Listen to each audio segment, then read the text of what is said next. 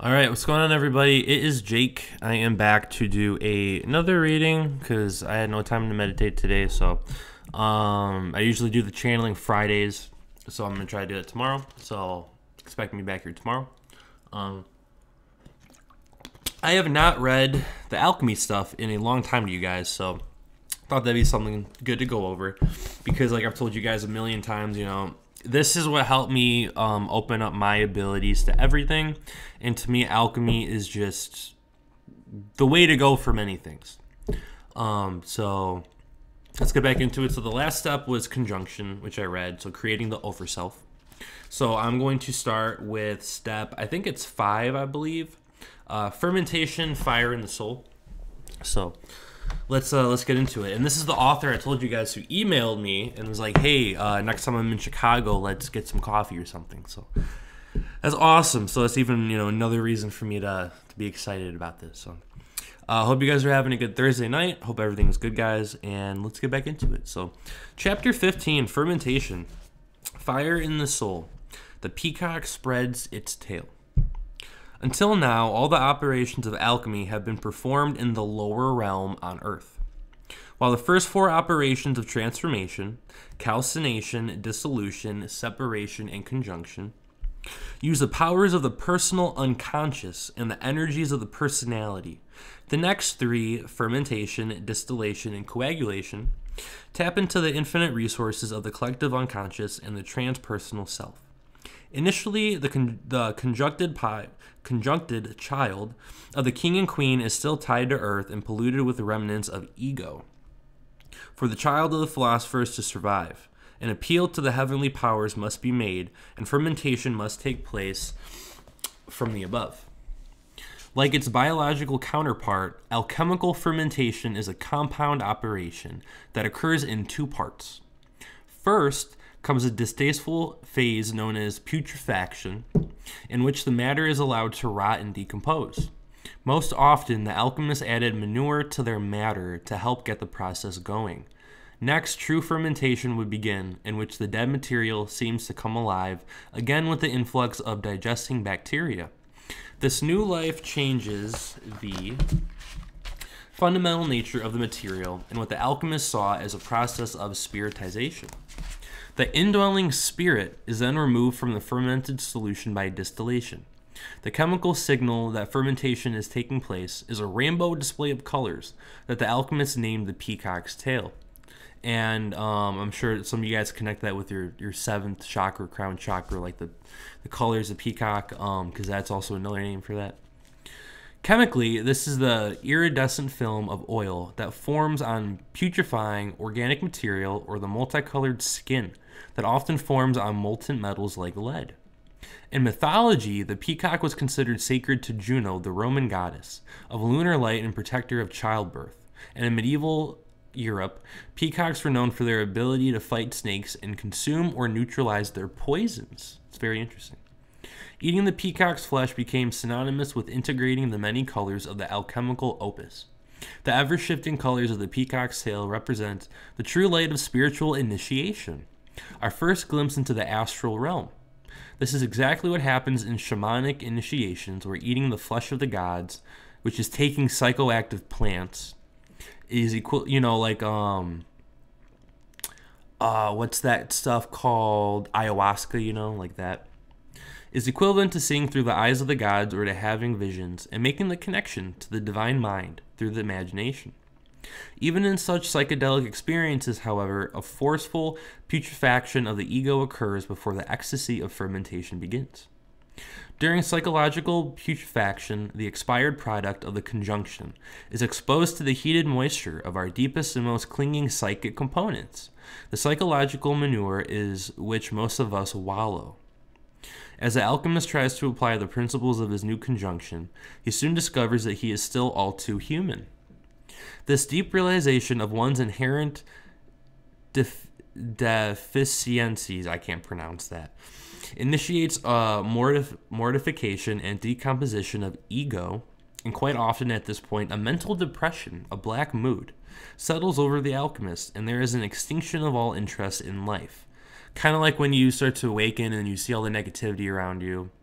Okay, I think something's here because my camera just like acted weird. So I think there's a being around. I'm not too sure. I'll see if I can get anything. But you know, like you go through the dark night of the soul, you get kind of depressed, you know, at the beginning, but then you build yourself back up. Cells of the alchemist, and there's an extinction of all interest in life. The alchemists understood that sometimes what is perceived as spirit is really an inflation of the ego. Only by psychological mortification can it be certain that the tyrant king is really slain, that any traces of ego are annihilated. Instead of reaching for the Prozac, which is kind of funny, however, the spiritual adept suffers through this darkest stage, knowing that it represents a period of fundamental internal regeneration. And I'll show you guys the picture that's on this page. It says the preliminary putrefaction is watched over by Saturn and death. So it's what they're talking about. So there's death, there's Saturn, and there's us going through our changes. The sickly child resulting from the union of the king and queen must now decompose and become a blacker than black substance. This is the dark night of the soul. Told you. A diminishment of consciousness in which the alchemist must persist to achieve enlightenment or relax into the dull slumber of mere physical existence. The sign that putrefaction is nearing its end is the appearance of a milky white liquid on the blackened, rotting material. Spiritually, this is the white light of resurrection on the other side, just visible through a tunnel or cave that indicates our consciousness has survived. This is symbolized by the white swan, which spends most of its time gliding across the tranquil surface of still waters, waters that run deep and represent the soul's interface with the physical world. Alchemical drawings of putrefaction also depict birds descending from a pitch-black sky, skeletons standing guard over coffins or black boxes, or a snake crucified on a cross. Other images of putrefaction include corpses, graves, coffins, massacres, mutilation, worms, dung beetles, rotting flesh, as well as sowing and germination, greenness, and rebirth. The reason for the conflicting scenes is that, in this case, death is not extinction, but a possible resurrection. I don't know why, but just like Jesus, you know, I thought of that. For example, dung beetles bury into animal defecation and create a giant ball of feces, which they roll back to their underground dens. The alchemical significance of this act was not missed by the Egyptians, who worshipped the beetle as a sacred scarab, which I know a lot of you guys know about, which sought the stone in the most rejected substances.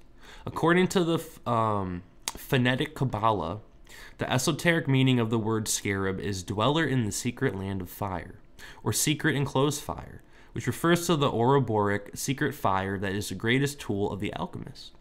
It was that great esoteric truth that the Egyptians thought was duplicated in the Herculean labors of the lowly dung beetle. Appropriately, the tarot card for putrefaction phase is the death card, which in most interpretations is not associated with physical death, but instead signifies the beginning of a new stage in the life of the supplicant. Psychological death, or the killing of ego, allows the inner incubation or inspiration of another spirit, so that the personality will be reborn with a new psychic center. It is here that monk's pride, believing one is spiritually superior to others, can destroy the work. And so that proves, you know, you may think your ego is gone, and it's really not.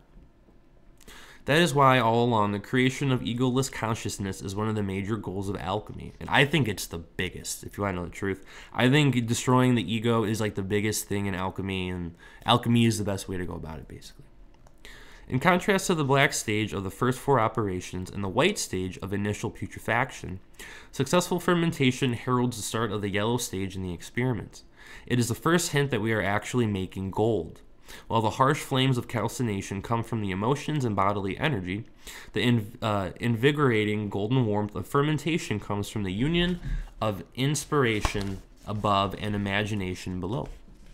As we saw in Chapter 7, Separate the Earth from Fire, this is the state of consciousness that alchemists call their secret fire, and it requires opening up to the higher realms and accepting the reality of transpersonal forces. This realization occurs on the level of society also. Though the church issued a formal warning against his ideas, the Jesuit philosopher Teilhard de Chardin I can't pronounce that, taught the notion of a spiritual alchemy in which mankind was evolving toward union with God, which he named the Omega Point. Teilhard believed that fermentation took place through the love of God and would occur on a social as well as individual level. Someday, after mastering the winds, the waves, the tides, and gravity, he said, we shall harness for God the energies of love, and then for the second time in the history of the world, man will discover fire. It's a really good quote. Because fermentation involves the use of the secret fire of the inspired imagination, its symbols are more diverse than the other stages of alchemy. One of these symbols is the rebus, which is the two-headed Siamese twin, which refers to the incomplete result of the previous conjunction, as well as the dual processes of putrefaction and gentle heating from the secret fire that make up fermentation. The color green is often associated with successful fermentation, such as the green lion, which represents the resurrected personality, and a giant green emerald, which represents the inspiration of the emerald tablet itself. Images of fermentation in progress include ladders, thunderstorms, lightning, sexual activity inside a blackened vessel, grapes or wine barrels, and even the landing of UFOs.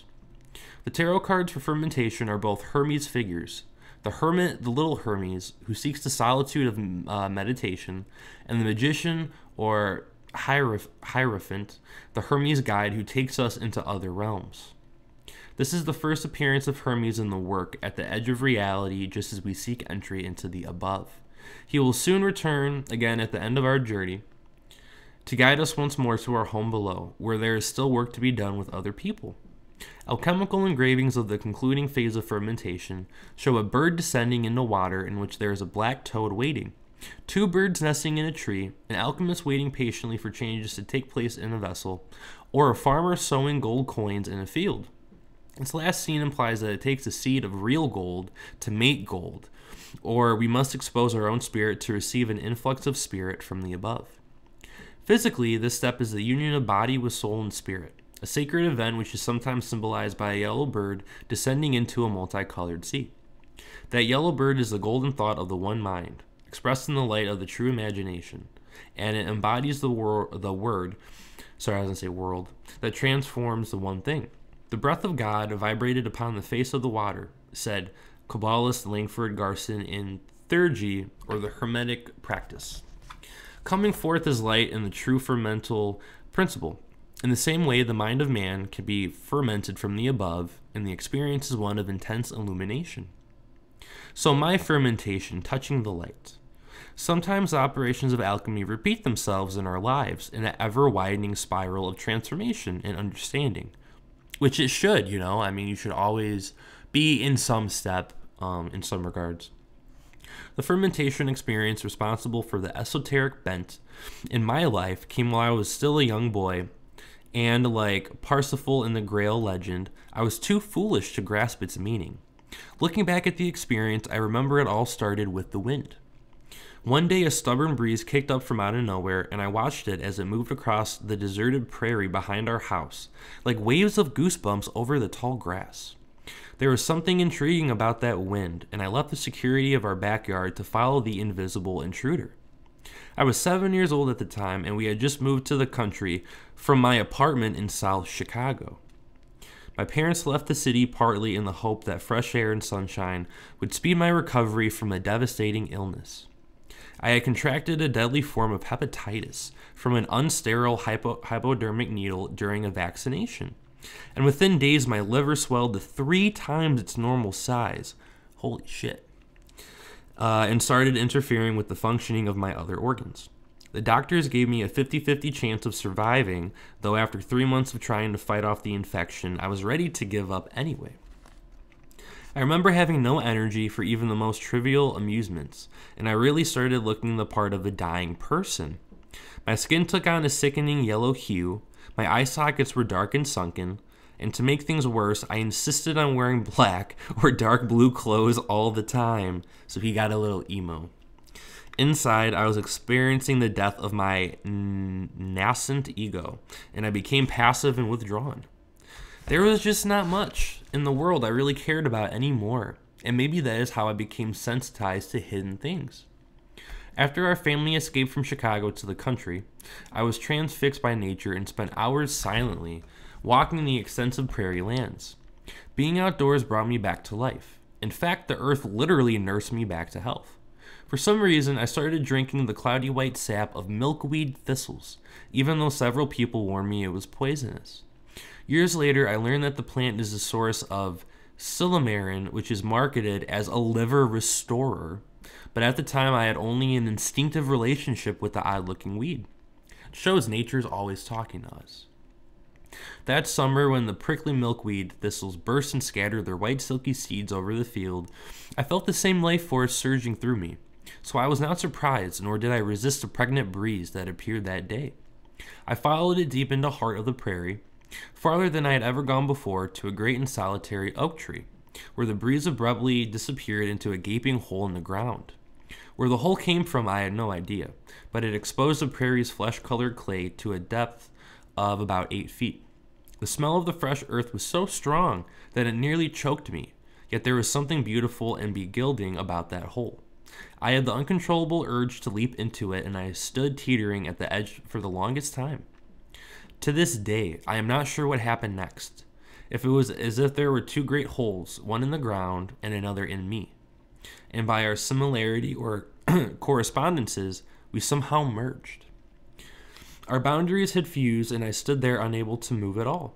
Suddenly, halfway up the hole, something started happening. It began as a soft white ball of light, hovering in the middle of the hole, and it evolved into a swirling mass of brilliant colors. Caught in the throes of some unseen centripetal force, the colors submerged and resurfaced in mind-boggling chaos. Then, after a minute or so, patterns started emerging from within the dancing ball.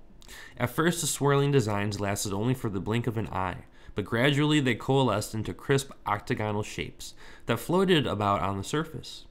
I thought it must be some sort of intelligence making the beautiful patterns, like an angel or fairy or something, but then it dawned on me that the ball of light was not a being of any kind, but a thing.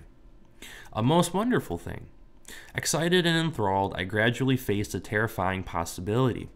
Sensing the globular rainbow's power and separateness from me, I had the overwhelming desire to let it take me. For the first time since encountering the object, I felt fear, not of it, but of something inside me that wanted to jump in the hole and merge completely with this incredible light form. I wanted this powerful force, whatever it was, to take me home with it. And as I stood on the edge of the precipice, I was torn between wanting to jump and wanting to run away. Then, from out of nowhere, I heard my mother's voice calling me. It would not have been her, since I was miles from home. Yet I heard her yell my name, fetching me home, offering the mundane comforts of television, dinner, and Dad. Forcibly, I yanked my mind back to earth and pulled myself from the edge of the hole.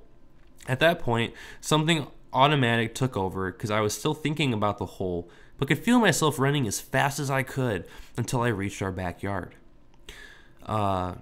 Traipsing over our neatly groomed garden, I leaped up the stairs into the kitchen and embraced my mother and my parents' structured world both at the same time. But I never said a word to anyone about the spinning ball of light in the hole in the middle of the prairie. Why was I afraid to tell anyone? For one thing, I had no idea how to put it in words. And if I had, I think I might have used made-up images like the Virgin Mary or a UFO to try to capture its splendor. Though I told no one, I frequently thought about the incident, trying to find some explanation for what happened. Was I hallucinating from too much milkweed? Did I suffer a brain seizure? Did I have some sort of near-death experience? Was I going insane or suppressing memories of being molested or even abducted by someone or something? I spent years researching the paranormal and mystical experiences of others, only to find many similar accounts, but no real explanation for the otherworldly reality I had witnessed. Only when I discovered the Emerald Tablet did I recognize the pattern of the one thing and discover the universal processes responsible for my experience and others like it. Today, I see this hidden alchemy at work everywhere, and as far as I am concerned, the whole planet is being fermented for an ultimate coagulation of spirit, from which none of us will be able to turn and run away. So, working with the higher elements in fermentation. The higher forces necessary to achieve fermentation are represented by the celestial substances of sulfur and mercury. In the last three steps of transformation, these two substances work together to perfect the stone. In fact, according to Carl Jung, who actually has some really good things to say about alchemy, so I would definitely, if I were you guys, if you're interested in alchemy and spiritual transformation and working yourself up the steps, I would definitely look into Carl Jung's perspective of it. In fact, according to Carl Jung, the principles of sulfur and mercury are indistinguishable at higher levels in the work and merge into one another. This too is the meaning of the Ouroboros, in which the forces of sulfur and mercury, yin and yin, flow eternally into one another. And if you guys don't know the Ouroboros, it's like the snake eating its tail, the circle that never ends. Just in case you guys didn't know. For the alchemist, the goal on all three levels of the work at this stage was to permanently fuse sulfur and mercury to create the stone. Kind of like no going back from this, you know. They called sulfur the father of the metals and saw it as a fiery and active soul that combined the elements of fire and air, the qualities of hot and dry. It represented the willpower and passion of the alchemist and the solid and non-volatile component of the metals and the ultimate stone. As burning and corrosive, noted Carl Jung in his alchemical studies, it is hostile to the stone, but cleansed of its impurities, it is the matter of our stone. Those impurities can be sensed in the sulfurous odors that arise during initial putrefaction, required for fermentation to take place. According to the lexicon of alchemy, the principle of sulfur can only be purified and not removed from a body. The internal sulfur is that which makes and prepares the body and cannot be separated from it. The alchemical symbol for impure sulfur was the red lion, and for purified sulfur, the white lion. Alchemists called mercury the mother of the metals and saw it as a watery and passive luna that combined the elements of water and earth, the qualities of moist and cold. It represented the imagination, inspiration, and intuition of the alchemist, and the liquid, volatile component of the metals in the stone. The lexicon of alchemy defined it as living, active, spiritual principle, which can be rarefied. Unlike sulfur, which exists in two solid states, pure and impure, mercury is triform and can exist in all three states. As a solid, mercury is an amalgam with other metals or solidified by sulfur in the mineral cinnabar. As a liquid metal at room temperature, the alchemists considered it dissolved gold. As a gas or vapor, mercury was the all-powerful spirit of the metals. Thus, like Hermes, the metal mercury was thrice greatest. Its numerous symbols include the green lion, the fugitive stag, a naked youth, the caudacious fountains, a winged dragon or serpent, dew, virgin's milk, and seeds or sperm. The fusion of sulfur and mercury, will and imagination, is the key to the entire work. In working with these two substances, so working with will and imagination, it is sulfur that fixes or coagulates mercury. And the methods of personal fermentation include intense prayer and fasting, which fasting really helps. And if you guys want like a jump start or like a quick jump into just like some purity, I think fasting is perfect because it helps me absolutely. Vivid visualization and fervent meditation. The purpose of each effort, of such efforts, is to establish a connection with a higher source. That infusion from the above can be accomplished consciously by combining our break with the world with alchemistic meditation. The lexicon of alchemy defines meditation as the internal talk of one person with another who is invisible, as in the invocation of the deity or communion with oneself or with one's good angel. And that's why I use meditation when I do channelings, because they come to me there and then I bring them here. But if I don't do the meditation 90% of the times, it's not going to come. It does, but it doesn't.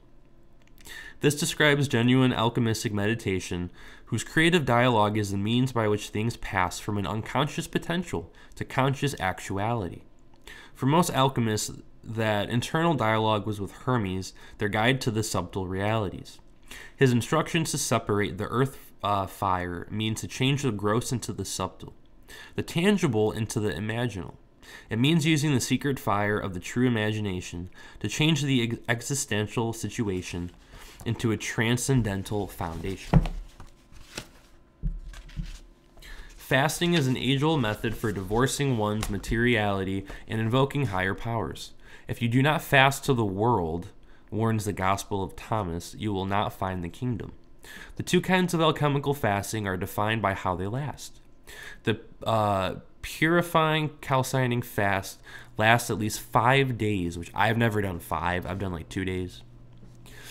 5 days, and causes the metabolic fires to attack one's fat and tissues in a kind of Ouroboros feeding. Such fasting can produce profound changes in the body and mind in a short time. Hallucinations and visions are common, and after 20 days, the body reverts to an androgynous state in which men start to lactate. I ain't doing that. And women grow facial hair and stop menstruating. It's very interesting. The calcining fast even results in an ashen appearance that was so intimately associated with holiness that, according to the Bible, Jewish rabbis sometimes powdered their faces to give them that look. So they're bullshitting you. The less strict fermenting fast, on the other hand, lasts at least 3 days and allows a variety of sustaining fruit and vegetable juices to sustain the metabolism. I just drink water when I fast, that's all I do. The goal of this kind of fast is to make a break with worldly habits and sensations, and that's what it did for me. An attempt to switch over to pranic or spiritual forces. Amen to that. This gentle form of self-denial is an invocation to higher powers, a sacrifice made for the good of the whole being, and is a type of fasting practiced by Native Americans on vision quests. Most of us have confronted the monsters from the deep that appear in nightmares after we go to bed with a full stomach. Perhaps going to bed with an empty stomach has the opposite effect. After all, 19th century physicians considered the stomach our second brain, in which the physical effects of our emotions and thoughts are often expressed as cramps and ulcers. Many alchemists, such as Isaac Newton, refused to eat anything when caught up in the inspired state of fermentation. In any case, the tool of the fermenting fast is only useful alchemically if it brings us to the edge of our personal reality and opens up an infusion of forces from the above. In the case of the fermenting fast, the secret fire is as much a metabolic process as it is a type of consciousness. So the inner light of transformation. Okay, I got a couple more pages. Thomas Vaughan, the twin brother of mystical poet Henry Vaughan, is considered one of the most gifted metaphysical alchemists. In his writings under the pseudonym Arrhenius Philalethes, I can't pronounce that, he revealed much about the secret fire of fermentation. After putrefaction, he wrote, appears the solar sperm or influx of the sun, which is the father of it. It is a quick celestial fire, incorporated in a thin, oily, airy moisture. It is incombustible, for it is a fire itself and feeds on fire. And the longer it stays in the fire, the more glorious it grows. He elaborated in Lumen de Lumen that fire, notwithstanding the diversities of it in this sublunary kitchen of the elements, is but one thing from one root, and what we call our secret fire is at the root of all things, both visible and invisible. It is in water, earth, and air. It is in minerals, herbs, and beasts. It is in men, stars, and angels. But originally it is in God himself, for he is the fountain of fire. The celestial fire spoken of by Thomas Vaughan is the same baptism by fire of which Jesus spoke of. The first baptism by water gives us repentance and putrefaction, and was called the lesser work by the alchemists. The greater work is achieving the second baptism, the influx of spirit and vision from the divine mind. The secret fire is the inspired act that makes the work real, and the longer the matter at hand stays in this fire, the more glorious it grows. In Jungian terms, this type of active imagination eventually produces a third thing, the ferment, that leads to a new level of being, a true incarnation that one alchemist defined as the concentrated awareness of real imagining. Said Dr. Jung. Okay, so this is what he said, sorry. The concept of imaginatio is the most important key to understanding the opus. We have to conceive of these imaginal processes not as the immaterial phantoms that we readily take fantasy pictures to be, but as something corporeal, a subtle body. The imaginatio, or the act of imagining, was a physical activity that could be fit into the cycle of material changes. An activity that brought these about and was brought about by them in turn. The alchemist related himself not only to the unconscious, but directly to the very substance, the first matter, that he hoped to transform through the power of imagination. The act of imagining is therefore a concentrated extract of life forces, a hybrid of the physical and psychic. So the demand that the alchemist must have a sound physical constitution is quite intelligible, since he works with and through his own essence and is himself the indispensable condition of his experiment. There was no mind-matter split in the heyday of alchemy, but there existed an intermediate realm between mind and matter, a psychic realm of subtle bodies, whose characteristic is to manifest themselves in a mental as well as a material form. The moment when physics touches the untrodden, untreadable regions, and when psychology too touches the impenetrable darkness, then the intermediate realm of subtle bodies comes to life again, and the physical and psychic are once more blended in an indissoluble unity. The entheogenic Hermes. The intermediate realm of which Dr. Jung spoke is home to Hermes, patron of the alchemists, but he comes to us in unexpected ways, wearing many different guises. The term entheogen, coined in the 70s by conscious researchers, literally means to generate the God within, and refers to a class of naturally occurring compounds that reveal an indwelling divinity and evoke numinous experiences. Shamans have traditionally referred to these sacred plant derivatives as allies, and it seems probable that at least some alchemists were making use of their own hermetic allies to ensure fermentation. Few researchers have suggested that the iridescent display of colors known as the peacock's tail, which we talked about, that signals successful fermentation is psychedelic in origin, and the secret fire, the state of consciousness imbued with images, was kindled by chemicals. We must remember that the alchemists always worked on 3 levels at once: spiritual, psychological, and physical. And what does that remind you of? Mind, body, spirit complex. On the physical level, they were the first chemists and admittedly discovered several mind-altering substances. See, all of this is connected. There's a reason I'm doing this. The alchemists were the first to distill spirits and make alcoholic beverages. In fact, Raymond Lully, whose personal distillation experience we studied in Chapter 8, was the first person to make brandy. He fermented wine in horse manure, that must taste great, for 3 weeks, then distilled the resulting concoction. Lully recommended that his burnt wine be given to soldiers going into battle to encourage their minds.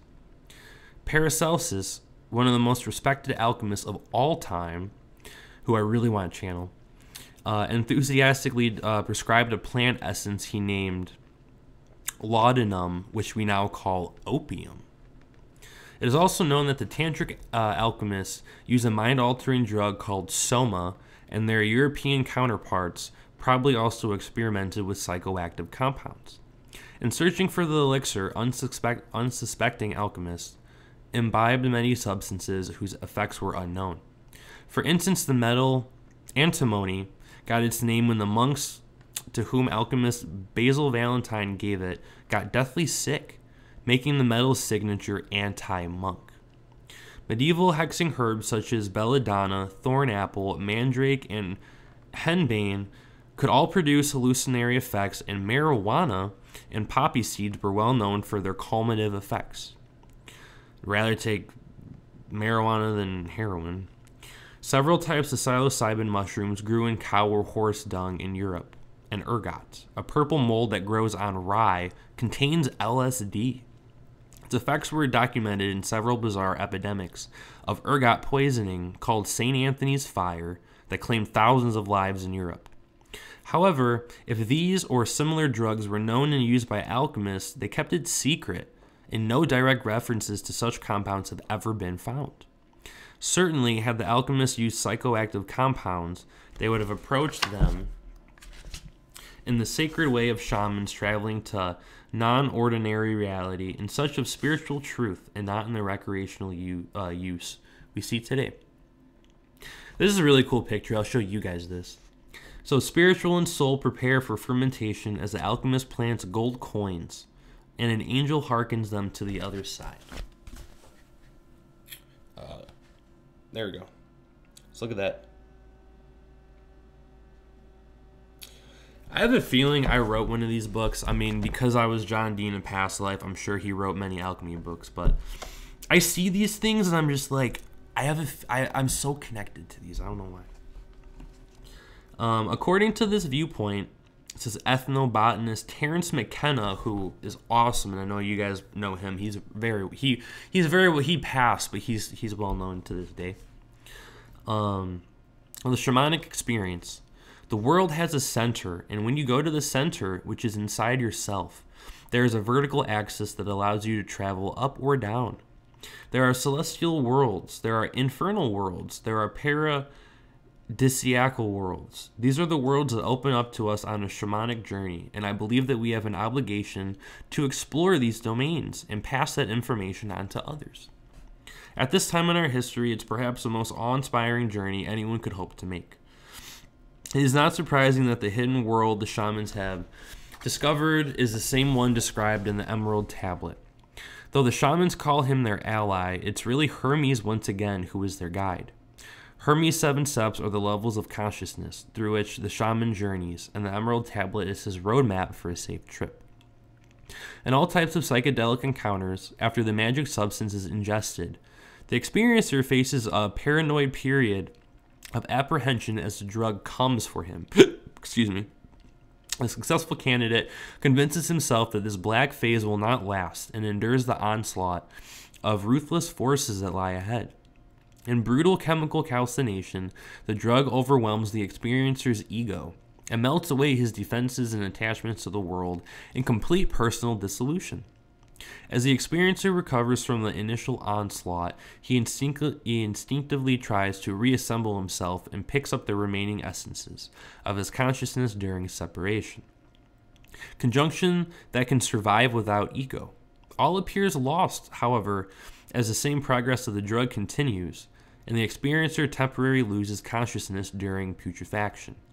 When he regains consciousness after fermentation has begun, it is on an entirely new level. At first overcome by dazzling lights and energy patterns that seem alive, the experiencer gets his bearings in a process of distillation, in which he moves up and down along the vertical axis of reality.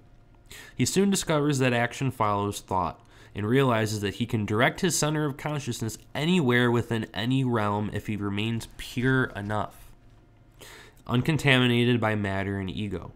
The simple realization of this new freedom completes the coagulation of his entire being in a body of ecstatic light. So capturing the fermental light. Most people prefer to work with the secret fire under much less blazing conditions than those found in the psychedelic experience. The lesson of alchemy is that the light of the secret fire experienced in mystical visions. Let me see how much longer we got. Alright, I'll hurry up. Mystical visions, meaningful dreams, near-death and out-of-body experiences, and paranormal encounters, as well as psychedelically, is the same. That fermental light can be accessed by anyone to overthrow the hold of ego, without the use of harsh drugs, if we follow the steps of the Emerald Formula in meditation. Separate the earth from fire, Hermes tells us, and that is exactly what the fermental light can do. This light is always close at hand, and only the veil of our assumptions of materiality needs to be lifted to see it. Let's do a very simple experiment in personal fermentation. First, sit back in a comfortable chair, fold your hands in your lap, and relax. Then close your eyes and concentrate on the first image that pops in your mind. Do not be concerned if it's something that you've seen or is just no image at all. Give it a little time and allow that image or pattern or blankness to change and grow. Pay attention to the morphing image and try to remember as many details about the scene as you can. Now, ask yourself a question or think about a problem, something you really want to know, and see what happens. Observe how the image alters itself, what symbol appears, and what the final version looks like. Open your eyes again, simply report to yourself what you saw in as much detail as you can remember. If you visualize someone from the office lying naked on your waterbed, you've probably missed the point. The idea is not to engage our fantasies, but to allow images to rise on their own from an unconscious source. This is the true imagination of which the alchemist spoke. And this is like definitely showing me how I open my third eye like greatly. Try it again at a later time if your images are being driven by wish fulfillment or from instincts such as visions of a juicy hamburger if you have missed lunch.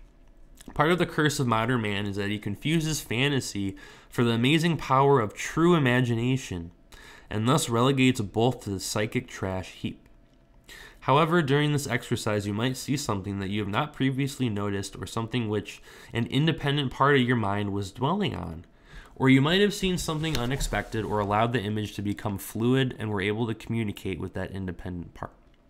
In such cases, you need to interpret what was seen and how it changed when you asked your question. For instance, at a recent lecture I gave on the alchemy of management, one of the executives present saw himself seated at his desk and asked what the hidden truth was in the project he was working on at the time. I know I'm talking kind of fast right now, but this is taking a lot longer than I thought, and I got things to do, so I'm just talking a little faster.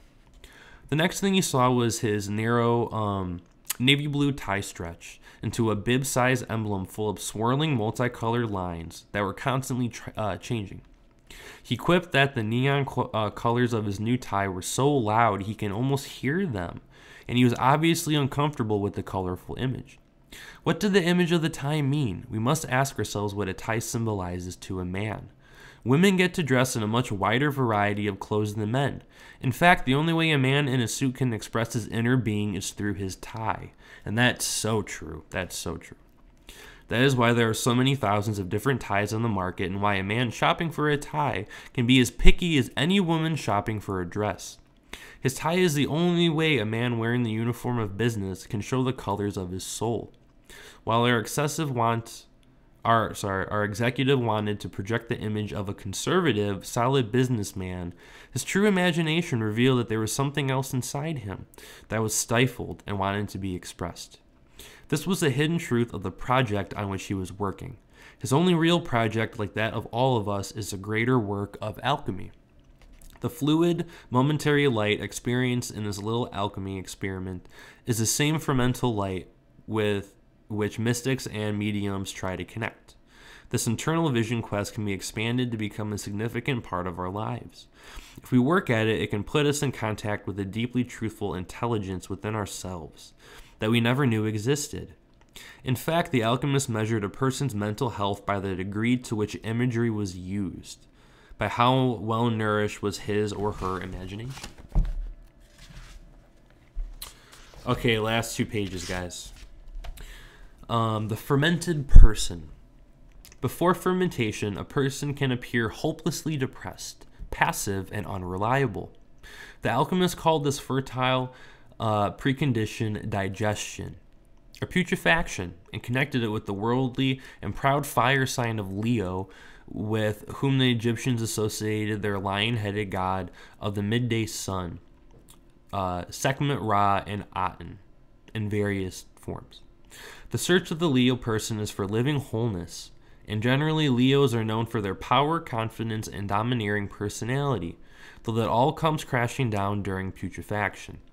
Famous people under the sign of the lion include Napoleon Bonaparte, Benito Mussolini, Yasser Arafat, Norman Lear, Peter O'Toole, Robert Mitchum, Whitney Houston, Delta Burke, Robert De Niro, my favorite actor, Roman Polanski, and Bill Clinton. Once fermented, a person becomes suddenly alive and irrepressibly hopeful because their attention is diverted from this world to something higher. In many people, their awareness and creative or imaginative abilities seem to skyrocket. Maybe that's what happened to me. Successful fermentation is a quality we envy in great painters like Michelangelo, Vincent van Gogh, or Gough, as I recently learned, and Claude Monet. As we can see from the lives of these artists, living with the powerful alchemical force that demands expression is not always easy. I get loopy if I'm not creative for very long, admitted folk singer Pete Droge, and nasty and short-tempered if I'm not working on my music. I've been that way for some time, In an interview I read recently, Roseanne Cash likened the creative muse to an energy that becomes toxic if it doesn't get used. It's like an energy inside an artist, and if you neglect it and don't put it to use, it becomes harmful. The alchemists assigned the astrological cipher for Capricorn to stand for the process of fermentation. The earth sign of Capricorn, whose animals are both the goat and the unicorn, represents both the most basic and highest impulses and the worst and the best in us. This alpha and omega sign of the zodiac appears at the beginning and end of the work. The search of the Capricorn person, therefore, is for the one thing in the work, and in many ways Capricorn is the Ouroboros. Capricorn's apparent dichotomy also signifies the two basic processes of fermentation: the descent into the death of putrefaction and the return to life during fermentation. The leaden or negative aspects of the first sign of the year are lack of imagination, inability to take criticism, and refusal to change. The golden or positive characteristics are inspirational control, industriousness, steadiness, and taking responsibility, something we all should do. Capricorn individuals are upholders of tradition and authority, though often that makes them tied to the events of the past and oriented to the status symbols of the present. Al Capone, J. Edgar Hoover, Richard Nixon, Aristotle Onassis, Rush Limbaugh, and Jim Baker were all born under the sign of the goat. During fermentation, an exaltation of the normal powers of the imagination takes place. Chemically, the connection between the powers of the above and the below that occurs during fermentation is expressed as a thick yellow fluid that flows like wax. This is the physical ferment, the matter imbued with the sun's color and perfection. The first expression of the spiritual gold that is the final product of the work. To make absolutely sure that no traces of imperfection remain, however, the ferment must undergo the most rigorous and repeated distillation before it can be reborn on a higher level. And then so the next step is obviously distillation, consecration of the stone. So I will stop there. I thought this was going to be a 20-minute video. It ended up being a half hour more than I thought. So hope you guys enjoyed it. I will be back tomorrow. It's late. I got many things to do, so I'm going to go. But expect me to be here tomorrow, guys. I love you guys. Thank you for all the comments, everything you guys have been doing. You guys are amazing. I love you guys always. So much love. I'm grateful for all you guys. Just thank you, thank you for everything. So, and I mean that from my heart, like for real. So thank you guys. I love you. I will see you tomorrow. Take care. Have a good night, and blessings. I'm sure you guys are tired of hearing me say, but blessings to all you guys. Have a good night. Thank you.